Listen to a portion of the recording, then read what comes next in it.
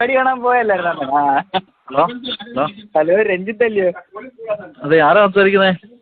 ഫ്ലിപ്കാർട്ടിൽ നിന്നാ. ഒരു പ്രോഡക്റ്റ് ഉണ്ട്, എവിടെ കൊണ്ടുവരണ്ടേ? എടാ സഹോദര, നീ നീയേ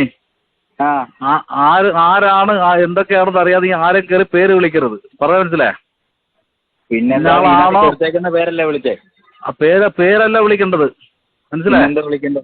ഇന്ന ആളാണോ എന്നാണ് ചോദിക്കേണ്ടത്. നീ ആരെയും ബഹുമാനിക്കണ്ട. നീ നിന്റെ അച്ഛനെ വരുന്ന ചോദിക്കോ, നീ ഇന്ന ആളാണോ എന്ന്, വാസുദേവനാണോ അല്ല നിന്റെ അച്ഛന്റെ പേരെന്തോ അങ്ങനെയാണോ നീ ചോദിക്കുന്നേ? മനസ്സിലായോ? അങ്ങനല്ല, അതുകൊണ്ടാണ് നിന്നോട് പറഞ്ഞത്. മര്യാദക്ക് പേരാണ് ഇന്ന ആളാണോ അങ്ങനെയാണ് സംസാരിക്കുന്നത്. അങ്ങനല്ല ചോദിച്ചത്, രഞ്ജിത്താണോന്നാ ചോദിച്ചത്. ഇത് ഒന്ന് രണ്ടല്ല, അങ്ങനല്ല. ആള് ആരാണോ എന്താണെന്ന് അറിയാൻ നിനക്ക് ചോദിക്കാം. അങ്ങനെ ഒക്കെ റൈറ്റ് ഉണ്ടോ? ഇതിനകത്ത് രഞ്ജിത്ത് സാറെന്ന് കൊടുക്കണ്ട. എങ്കിൽ പിന്നെ സാറെന്ന് വേണ്ട, രഞ്ജിത്ത് സാറെന്ന് വേണ്ട, രഞ്ജിത്ത് ചേട്ടനാണെന്ന് ചോദിക്കാമല്ലോ. അല്ല അങ്ങനെ നിന്നെക്കാട്ടൊരു മൂത്ത ആണെങ്കിൽ അങ്ങനല്ലേ ചോദിക്കണ്ട. നീ അധികാരത്തോട് ഇത്ര പേര് വിളിക്കുന്നത് അല്ലയോന്ന് എനിക്കറിയില്ലല്ലോ. അപ്പൊ വിളിച്ച് തിരക്കണം, ആരാണ് ഇത്, ഇന്ന വിലാസത്തിലുള്ള ആളാണോ എന്നാണ് അത് ചോദിക്കേണ്ടത്. ചോദിച്ചത് രഞ്ജിത്ത് പി ആണോന്ന്. അങ്ങനല്ല ചോദിച്ചത്, രഞ്ജിത്താണോന്നാ ചോദിച്ചത്. രഞ്ജിത്ത് എന്ന് പറഞ്ഞ ആളാണോ എന്നാ ചോദിക്കേണ്ടത്. എങ്ങനെ? രഞ്ജിത്ത് എന്നല്ലേ ഇതിനകത്ത് പേര് കൊടുത്തേക്കുന്നേ?